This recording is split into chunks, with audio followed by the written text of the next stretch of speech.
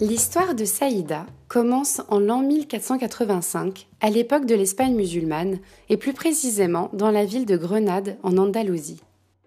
Sa mère est une Espagnole devenue musulmane, et son père n'est autre que Ali ibn Rachid, descendant de la dynastie idrisside.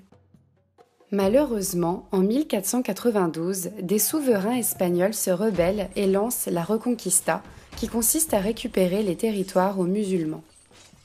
Saïda et sa famille fuient et s'installent au Maroc, où son père fonde et dirige la ville de Chefchaouen. Très marquée par cet exil forcé, Saïda grandit cependant en sécurité aux côtés de son père et apprend avec lui les ficelles de la gouvernance d'une ville et de la diplomatie. Elle étudie également la religion auprès de grands savants et parle couramment l'arabe, l'espagnol et le portugais. Devenue une jeune femme, elle épouse le prince de Tétouan, El Mandri, un proche de son père, et devient une assistante et conseillère précieuse pour son mari.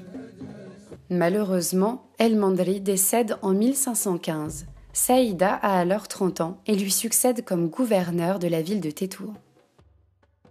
C'est à ce moment-là qu'elle est surnommée El Oura, la libre. À cette époque, les villes du nord du Maroc, Ceuta, Tanger et Azila, sont occupées militairement par les Portugais.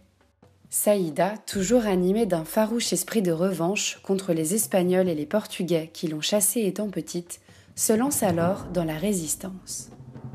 Pour cela, elle s'associe alors avec le fameux pirate turc Kheyr ad-Din Barberousse.